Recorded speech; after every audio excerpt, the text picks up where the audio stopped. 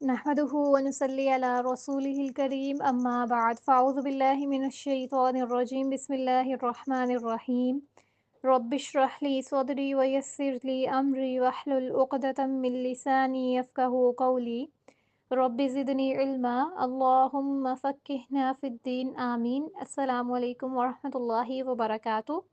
सूरत आल इमरान आयत नंबर 52।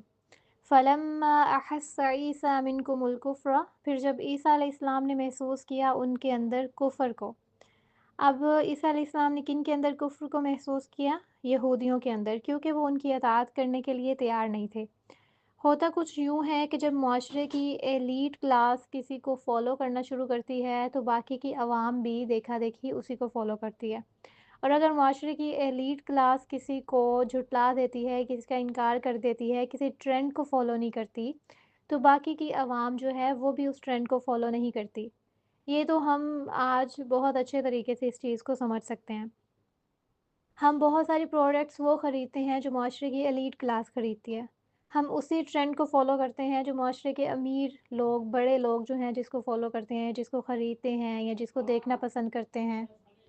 तो इसी तरह उस वक़्त जो मुआशरे की एलीट क्लास थी वो कौन थे? यहूदी थे। अल्लाह ताला ने वैसे भी उनको फ़ज़ीलत दी हुई थी और इस फ़ज़ीलत के बिना पे वो बहुत इतराते थे और अपने आप को सरदार समझते थे। लोग उनकी मानते थे, उनको फ़ॉलो करते थे, उनकी पैरवी करते थे, जैसे वो कहते थे वैसे ही होता था। तो अब इन्होंने ईसा अलैहिस्सलाम को जब झुठलाया तो इसका इम्पैक्ट जो था वो मुआशरे पे किस तरह का गया कि लोग भी उनकी तरफ नहीं बढ़ रहे थे। अब जब बड़ों के हाथ में हर किस्म के वसाइल होते हैं, तो बाकी बहुत सोच समझ के चलते हैं। और फिर जो लोग मज़हब की गद्दियों पे काबिज़ होते हैं, आवाम की नज़र में वही मज़हब के नुमाइंदे भी होते हैं। तो जब मज़हब के नुमाइंदे उनको रद्द कर रहे थे, तो आम आवाम कैसे उनको अपना सकती थी? उन्होंने रद्द किया तो आवाम ने भी रद्द कर दिया।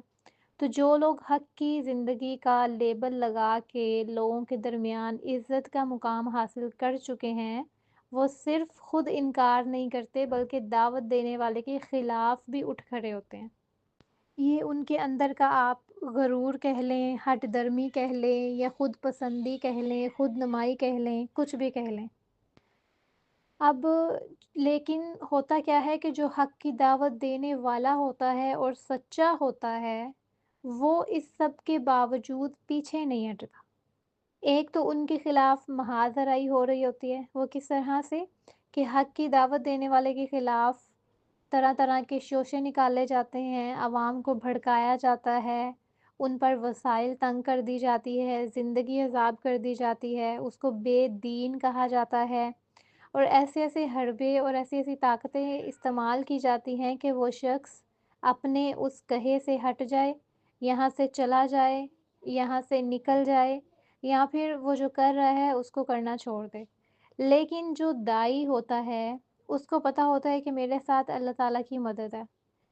ऐसे लोग उनकी आवाज़ को दबाने में कभी भी कामयाब नहीं होते। दाई जो होता है वो मुखालफ़तों के बावजूद अपने मिशन को जारी रखता है।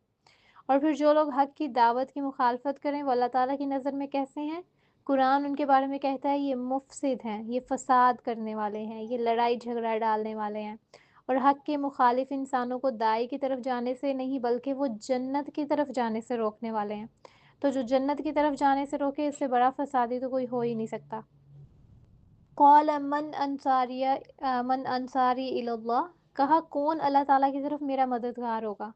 जो ईसा अलैहिस्सलाम के मददगार हैं उनको हवारी कहा जाता है। अगर आप तारीख़ की किताबें पढ़ें तो वहाँ भी इनके मुआवनीन को हवारी कहा जाता है, क्योंकि कुरान में आता है कि ईसा अलैहिस्सलाम कहते हैं क़ाल मन अंसारी इलल्लाह, कि मेरी मदद कौन करेगा?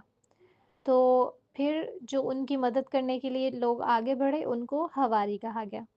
अब यहाँ पे मन अंसारी, मेरी मदद कौन करेगा इलल्लाह, अल्लाह ताला की राह में। तो कौन है जो दीन की दावत और उसकी नुसरत के लिए मेरे साथ ताउन करेगा? कौन है जो इंसानों तक अल्लाह ताला का पैगाम पहुँचाने के सिलसिले में मेरा मददगार होगा ताकि मैं अपने फ़राइज़ को अच्छी तरह से अदा कर सकूँ? अब जो हक़ की तरफ बुलाने वाला होता है ना, उसको साथियों की ज़रूरत भी होती है, उसे हमायत की ज़रूरत भी होती है। اسے لوگوں کے ساتھ کی ضرورت بھی ہوتی ہے، ایسے افراد کی جو دعوت کا کام کریں، جو علم والے ہوں، اور ایسے افراد جو دعوت کو مسلسل پھیلانے والے ہوں۔ ایسے نہیں کہ فوراً تو آ کے جذبات میں کہیں کہ ہم ساتھ ہیں اور بعد میں نکلتے بنے، نہیں۔ ایسے افراد کی ضرورت ہوتی ہے جو مسلسل ساتھ دینے والے ہوتے ہیں۔ جیسے کہ نبی کریم صلی اللہ علیہ وآلہ وسلم جب انہوں نے دعوت دی، پیغام دیا، تو سب سے پہلے ان کی بیوی ان کے ساتھ کھڑی ہوئی۔ پھر اس کے بعد ان کے جو بیسٹ فرینڈ تھے، جو بچپن کے دوست تھے، وہ ساتھ کھڑے ہوئے۔ پھر ان کے بعد کزن تھے، وہ ساتھ کھڑے ہوئے، جیسے حضرت علی ہیں، بچپن میں ہی ساتھ کھڑے ہو گئے۔ تو اس طرح بہت سارے لوگ پھر آتے گئے اور اسلام کو قوت ملی۔ تو اسی طرح سے ہر شریعت میں ہر نبی کو ہر دور میں ضرورت رہی ہے، اور آج بھی اگر کوئی اس دور میں بھی کھڑا ہوتا ہے حق کے راستے میں، تو اس کو بھی ساتھ لوگوں کی ضرورت تو ہے۔ اگر ہم نبی کریم صلی اللہ علیہ وآلہ وسلم کی زندگی میں دیکھتے ہیں تو جب حج کا موسم شروع ہوا، حج کا وقت شروع ہوا، تو اللہ کے نبی صلی اللہ علیہ وآلہ وسلم نے لوگوں کو اپنا ساتھی بنایا، ان سے کہا کہ آئیے، ان سے مدد طلب کی۔ تو آپ صلی اللہ علیہ وآلہ وسلم کی آواز پر انصار نے لبیک کہا تھا۔ اب یہ جو مدینہ کے انصار تھے نا، یہ بالکل ویسے ہی تھے جیسے کہ عیسیٰ علیہ السلام کے حواری تھے۔ حواری ہوں یا انصاری ہوں، یہ ایک ہی بات ہے۔ تو رسول صلی اللہ علیہ وآلہ وسلم نے اپنے اہل خاندان سے تعاون طلب کیا اور کہا، اے حاضرین، میں تم سب کے لیے دنیا اور آخرت کی بہبود لے کر آیا ہوں، اور میں نہیں جانتا کہ عرب بھر میں کوئی شخص بھی اپنی قوم کے لیے اس سے بہتر اور افضل کوئی شے لایا ہو۔ مجھے اللہ تعالیٰ نے حکم دیا ہے کہ میں آپ لوگوں کو اس کی دعوت دوں، بتاؤں، تو پھر بتاؤ کہ تم میں سے کون میرا ساتھ دے گا؟ یہ سن کر سارے چپ ہو گئے، لیکن سیدنا علی رضی اللہ تعالیٰ عنہ اٹھ کھڑے ہوئے اور کہا، یا رسول اللہ صلی اللہ علیہ وآلہ وسلم، میں حاضر ہوں۔ تو یہ ایسے واقعات ہیں کہ جو کہ ان کی زندگی میں بھی ہمیں نظر آتے ہیں۔ اور پھر جب عقبہ ثانیہ میں نبی کریم صلی اللہ علیہ وآلہ وسلم نے تعاون طلب کیا، تو رسول صلی اللہ علیہ وآلہ وسلم نے ان لوگوں کو اللہ تعالیٰ کا کلام پڑھ کے سنایا، یعنی قرآن کی آیات پڑھ کے سناتے تھے، جس کے سننے سے وہ ایمان اور ایقان کے نور سے بھرپور ہو جاتے تھے۔ تو پھر اسی طرح سے یہ سلسلہ جاری ہوا۔ نبی کریم صلی اللہ علیہ وآلہ وسلم بھی کہا کرتے تھے، کیا تم دین کی حق کی اشاعت میں میری پوری پوری مدد کرو گے؟ اور پھر اسی طرح جب میں تمہارے شہر میں جا بسوں، کیا تم میری اور میرے ساتھیوں کی حمایت کرو گے؟ اپنے جس طرح سے تم اپنے اہل و عیال، اپنے خاندان کی کرتے ہو، اسی طرح سے ہماری کرو گے؟ تو یہ ساری وہی چیزیں ہیں جو کہ نبی کریم صلی اللہ علیہ وآلہ وسلم نے پچھلے انبیاء سے بھی سیکھیں۔ جب اللہ کے نبی صلی اللہ علیہ وآلہ وسلم کو آیات سنائی جاتی تھیں، پچھلے انبیاء کا حال احوال بتایا جاتا تھا، تو کیوں بتایا جاتا تھا؟ تاکہ اللہ کے نبی کو ہمت ملے، وہ مضبوط ہوں۔ قال الحواریون نحن انصار اللہ، حواریوں نے کہا ہم اللہ تعالیٰ کی مدد کریں گے۔ اب یہاں حواریون کا لفظ تو قرآن میں ہی آ گیا، یعنی کہ عیسیٰ علیہ السلام کے جو مددگار تھے ان کو حواری قرآن ہی کہہ رہا ہے۔ قال الحواریون، حواریوں نے کہا کہ ہم آپ کی مدد کریں گے، نحن انصار اللہ، ہم اللہ تعالیٰ کے مددگار ہیں۔ عیسیٰ علیہ السلام نے کہا تھا نا کہ تم کیا میرے مددگار ہو تو اللہ کے راستے میں؟ تو اس نے کہا کہ ہاں، ہم مددگار ہیں اللہ تعالیٰ کے۔ حواریوں نے عیسیٰ علیہ السلام کو کیا جواب دیا کہ ہم اللہ تعالیٰ کے دین کے مددگار ہوں گے، اور ہم اس کام کو آگے لے کے چلیں گے اور خالص اللہ تعالیٰ کے لیے ہی کریں گے۔ اب اللہ تعالیٰ کی مدد کیسے آتی ہے؟ جو اللہ کی مدد کرتا ہے، اللہ اس کی مدد کرتا ہے، حدیث کا مفہوم ہے۔ اب اللہ کی مدد کرنے سے یہ مراد نہیں ہے کہ اللہ تعالیٰ کو ہماری مدد کی ضرورت ہے، نعوذ باللہ، بلکہ اللہ تعالیٰ ہمیں دیکھنا چاہتے ہیں کہ ہم اس کے لیے کتنا کرتے ہیں۔ اللہ کے رسول صلی اللہ علیہ وآلہ وسلم کی مدد کریں گے تو اللہ تعالیٰ ہماری مدد کرے گا، اللہ کے دین کو لے کر چلیں گے، اللہ تعالیٰ ہماری مدد کرے گا۔ جو لوگ بھی اس راہ میں اٹھیں گے، سچے دین کو بلند کریں گے، اللہ تعالیٰ ان کی شان کو بلند کرے گا۔ اب آج کے اس دور میں جب کوئی بھی نبی نہیں آنے والا، تو ہماری ذمہ داری کیا ہے کہ اسلام کے پیغام کو دوسرے انسانوں تک پہنچائیں۔ سب سے پہلے خود سیکھیں اور پھر دوسروں کو سکھائیں، اللہ تعالیٰ کے دین کی تبلیغ کریں، اس کی اشاعت کریں، اس کے لیے وقت، صلاحیتیں، مال، قوتیں، رابطے، ہر چیز لگا دیں۔ آمنا باللہ واشہدنا بأننا مسلمون، سوری، واشہدنا نہیں ہے، واشہد ہے۔ آمنا باللہ واشہد بأننا مسلمون، ہم اللہ تعالیٰ پر ایمان لائے اور آپ گواہ ہو جائیں کہ یقیناً ہم فرما بردار ہیں۔ یہ حواریوں کے الفاظ ہیں۔ آپ ان کے الفاظ کو دیکھیے کہ وہ ایک مخلص اور سچے جذبے کے ساتھ مدد کو آئے تھے۔ آمنا باللہ، ہم اللہ پر ایمان لائے، یہاں سے پتہ چلتا ہے کہ وہ یہ نہیں کہہ رہے کہ عیسیٰ علیہ السلام ہم آپ پر ایمان لے کے آئیں، ہم آپ کی مدد کریں گے۔ وہ کہہ رہے ہیں کہ ہم اللہ پر ایمان لے کے آئیں گے اور ہم مسلمان ہیں، آپ ہمارے لیے گواہ ہو جائیں کہ ہم مسلمان ہیں، ہم اللہ پہ ایمان لے کے آنے والے ہیں، ہم اللہ کے دین کے مددگار ہیں۔